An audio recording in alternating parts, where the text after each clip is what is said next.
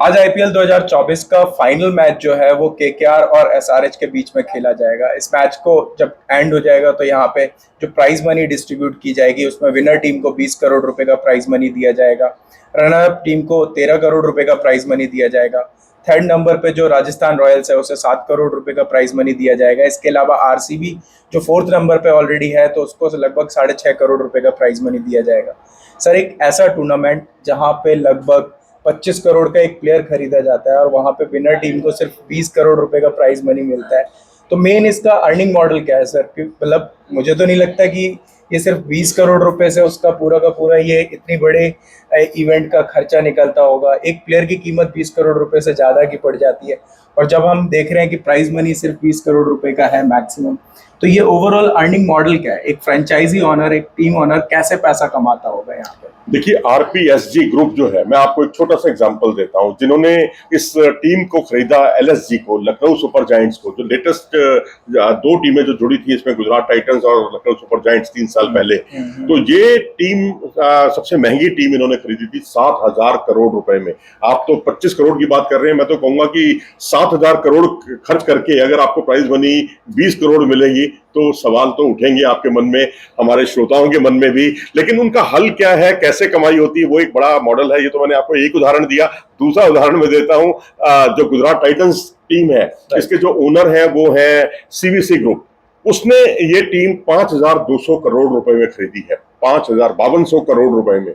अब आप कहेंगे 5200 करोड़ रुपए खर्च किए, उसके बाद प्लेयरों पर भी इतना सारा पैसा खर्च किया, उसके बाद जाकर जो है आपको 20 करोड़ रुपए की इनामी राशि मिलेगी, तो ये गणित क्या है? ये एक बड़ा अच्छा सवाल है जो आपके जहन में भी उठ रहा होगा।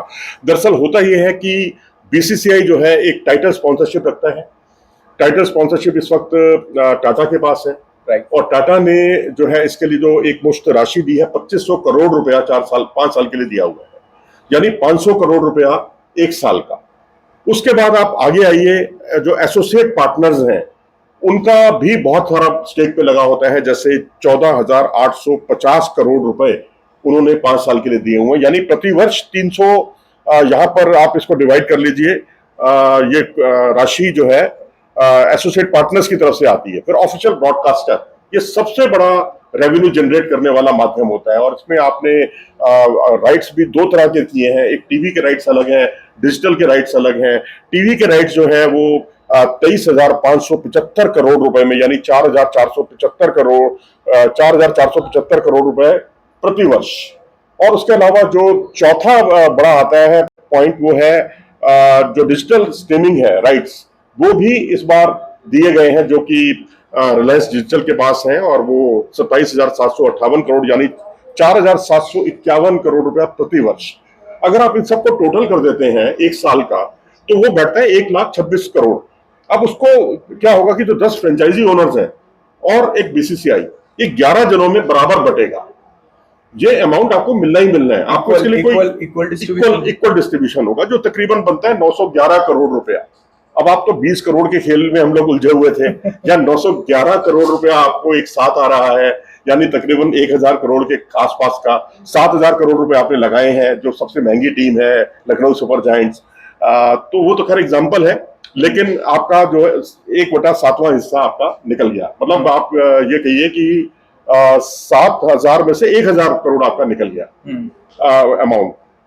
उसके अलावा जो है आपको गेट मनी जो होती है, उससे भी जो अमाउंट है वो आपकी जेब में जाता है, फ्रेंचाइजी ओनर। सर, यहाँ पे क्वेश्चन आएगा मेरा, गेट मनी क्या होता है? गेट मनी जो आप टिकट खरीद के आप घर से सवर के अपने बच्चों के साथ जब मैच देखने के लिए जाते हैं, तो आपको कोई आमंत्रित तो करता नहीं कि आप आइए और आपको चाय मिलेगी, कॉफी मिलेगी, ऐसा तो नहीं है। आपको बकायदा लाइनों में लगना पड़ता है, पैसा खर्च करना पड़ता है उसके लिए। वो जो पैसा है ना, वो सब फ्रेंचाइजी ओनर्स का एक माध्यम है कमाई का। ये कमाई का जरिया नंबर 2 है। एक तो वो है जो बीसीसीआई से मिला आपको सेंट्रल कॉन्ट्रैक्ट से, राइट। दूसरा ये गेट मनी हो गया। तीसरा जो है, जो बीसीसीआई के जो सेंट्रल कॉन्ट्रैक्ट के जो स्पॉन्सर्स हैं, उनसे जो आमदनी बीसीसीआई को होती है, वो भी बराबर बढ़ती है। सर, गेट मॉडल पे ही एक क्वेश्चन है मेरा, बहुत सिंपल क्वेश्चन है कि जैसे ये पूरा टूर्नामेंट के सारे मैचेस जब हो जाते हैं, तो वो जो रेवेन्यू कलेक्ट होता है वो इक्वली डिवाइड होता है, या एक पर्टिकुलर स्टेडियम में जब दो टीमों का मैच हुआ तो उस मैच से जो रेवेन्यू हुआ वो उन दोनों टीमों में नहीं नहीं, वो सारी टीमों का नहीं होता, यहाँ डिवाइड नहीं होता। यहाँ अगर पंजाब फ्रेंचाइजी जो है अगर मैच धर्मशाला में कराती है और वहां पर जो गेट मनी आती है और उसमें उनके ऊपर छूट दे दी गई है पिछले साल से कि आप उसमें अमाउंट अपने तरीके से तय कर सकते हैं, बीसीसीआई को सूचना देनी होगी आपको। तो उसमें जो है ना पिछले मैचों के जो पंजाब के मैचेस हुए हैं पीबीकेएस के, पंजाब किंग्स के, उसकी जो सबसे महंगी राशि थी, जो सबसे महंगी टिकट थी, वो उनकी सबसे सस्ती टिकट बन गई। आप इससे अंदाजा लगा सकते हैं कि क्यों, कि महेंद्र सिंह धोनी ने आना था, क्योंकि किंग्स और सुपर किंग्स की बड़ी जबरदस्त राइवलरी है, उसको बनाने की कोशिश की पंजाब किंग्स ने, तो उससे मोटा पैसा इनको मिला, मोटी धनराशि प्राप्त हुई। तो ये एक बहुत बड़ा जरिया होता है। बहुत लोगों को ये गलतफहमी होती है कि भाई ये टीम जो है चैंपियन है, तो इसको सबसे ज्यादा राशि प्राप्त हुई। वो तो आपने जैसे बताया शुरू में कि 20 करोड़ रुपए मिल गए, वो तो सर वही क्वेश्चन आ गया कि 7,000 करोड़ रुपया खर्च करने वाली टीम के लिए 20 करोड़ रुपया ऊंट के मुंह में जीरे की तरह है। कुछ भी नहीं है सर, कुछ भी नहीं है, लेकिन जरिए दूसरे हैं कमाई के। जी ठीक है, आई होप मुझे तो ये बात समझ में आ गई कि रेवेन्यू मॉडल कितना और भी है बहुत सारे जरिए। जो मर्चेंडाइजिंग जो तरीका है कमाई का, कि उसमें आप अपनी टोपियां बेचिए, आप अपनी शर्टें बेचिए, जर्सी बेचिए, टी शर्टें बेचिए, जूते बेचिए। हालांकि जूतों की डिमांड नहीं होती, क्योंकि पता नहीं चलता कि ये आरसीबी के हैं या किसके हैं, लेकिन बाकी चीजें बिकती हैं। स्पेशली जर्सी, जर्सी तो सबसे ज्यादा सेल होती है उसकी। तो उसमें आप फ्रेंचाइजी ओनर का कमाई का ये जरिया होता है। और उसके अलावा जो स्पॉन्सर्स होते हैं, एक तो सेंट्रल कॉन्ट्रैक्ट वाले जो स्पॉन्सर्स हैं, जो बीसीसीआई लेकर आता है, वो राशि तो बीसीसीआई अपनी जेब में डालेगा नहीं, वो सब में बराबर बांटेगा। लेकिन जो राशि एक फ्रेंचाइजी ओनर अपने लिए लेकर आया है अपनी टीम के लिए, वो बोर्ड को नहीं देता, वो फिर उसके पास जाती है। तो वो भी एक कमाई का जरिया नंबर 3 होती है। यानी ब्रॉडकास्टिंग राइट्स हो गए, गेट मनी हो गई, स्पॉन्सरशिप अमाउंट जो है वो एक अलग जरिया है कमाई का। तो ये सब कुछ चीजें हैं जिससे मतलब आप अंदाजा लगा सकते हैं कि व्यापक तौर पर बहुत बड़ा बिजनेस है भारत में, और कितने लोगों को रोजगार मिला है।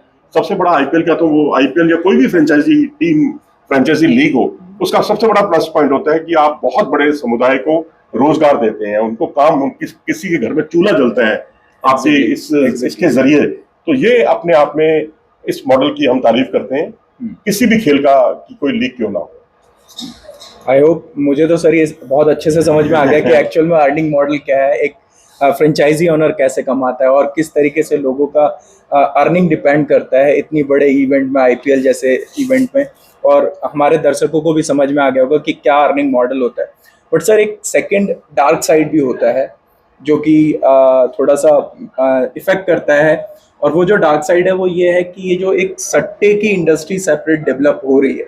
हम आईपीएल की बात नहीं कर रहे हैं, किसी भी इवेंट की बात कर रहे हैं जो कि स्पोर्ट्स से रिलेटेड होता है और वहाँ पे बड़ा गेम चल रहा होता है। जैसे अभी हाल ही की एक रिपोर्ट है, और वो जो रिपोर्ट है वो ये है कि आज का जो मैच है उस मैच में केकेआर की तरफ से नहीं, केकेआर के मैच पे विनिंग पे एक कैनेडियन रैपर है ड्रेक, उन्होंने बहुत बड़ा अमाउंट लगाया, लगभग 2 करोड़ रुपए के आसपास का उन्होंने अमाउंट लगाया। उसकी यूएस डॉलर की टर्म में लगभग 2.5 लाख यूएस डॉलर निकल के आता है, जिसपे अगर केकेआर जीतती है तो उन्हें 4,25,000 यूएस डॉलर मिलेगा, और अगर हारती है तो वो डूब जाएगा। हालांकि वो एक बड़ी कमाई करने वाले इंसान है, उनको अगर ये पैसा डूब भी जाता है तो कुछ खास फर्क नहीं पड़ेगा।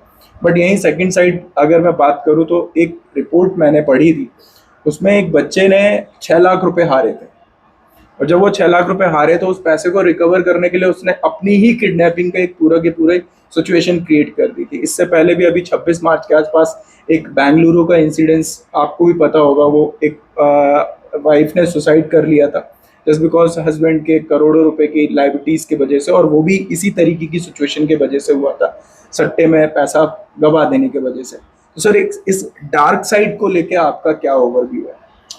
देखिए, हर सिक्के के 2 पहलू होते हैं, पॉजिटिव नेगेटिव। आपको हर चीज आपको देखने को मिलेगी। सट्टा बाजार, देखिए हम तो यही अपने जरिए, अपने जो हमारे जो तंत्र हैं, जो जिनके जरिए हम आपकी अपनी बात रखते हैं, अपने डिजिटल माध्यम के से हम अपील करते हैं कि आप इन सब चीज़ों से बचें, क्योंकि पहले परिवार है आपके लिए, परिवार का कोई मूल्य नहीं है। और अगर आपने परिवार को ही दांव पर लगा दिया, पैसा ही दांव पर लगा दिया, सब कुछ पूरा अपना आजीवन जो आप पैसा बड़ी मेहनत से कमाया जाता है, उसको आप इस तरीके से अगर नष्ट करते हैं तो बहुत इससे खराब बात नहीं हो सकती। इन शॉर्ट, जैसा कि सर ने हमें समझाया, उससे जो कंक्लूजन निकल के आता है वो ये निकल के आता है कि जो लोग अवेयरनेस रखते हैं मैच की, प्लेयर की परफॉर्मेंस को रीड करना बहुत अच्छे से जानते हैं, मैच टीम को समझते हैं, इन सारी चीज़ों को अगर समझते हैं और वो लोग इसमें पैसा लगाते हैं तो ठीक है। लेकिन जिन लोगों को अवेयरनेस नहीं है, अगर वो पैसा लगा रहे हैं तो गलत है। तो बेटर है कि यहाँ पे आप अपने पैसे को, मेहनत की कमाई को बचा के रखें और इस तरीके के इवेंट से, जो सट्टे वाले इवेंट होते हैं, उनसे दूर ही रहें तो वो ज़्यादा बेटर रहेगा। बिल्कुल सही कहा आपने, और यही एक कंक्लूजन है, यही हम अपील करते हैं आप सबसे कि अगर आप, क्योंकि आपने बहुत मुश्किल से पैसा कमाया है और कमाना पैसा इतना आसान नहीं होता, उसको उड़ाइए मत। ठीक है, ये ऑनलाइन साइट्स हैं और अगर आपकी नॉलेज है इस बारे में तो आप नॉलेज से उसका इस्तेमाल कर सकते हैं, लेकिन बस हमारी यही राय है, क्रिकेट का लुत्फ उठाइए। और बस अंत में यही कि मैच आज कौन जीत रहा है? Sir match Sunrisers Hyderabad, KKR. देखिए केकेआर की फैंस का भरमार लगी हुई है, तो उम्मीद करते हैं मैच में मजा आएगा, जरूर इसका रोमांच कहीं तो हराए कि वर्ल्ड कप में तो हरा नहीं पाए, WTC में नहीं हरा पाए, चलो यही तो सही। चलिए, इस पेशकश में फिलहाल इतना ही। नमस्कार।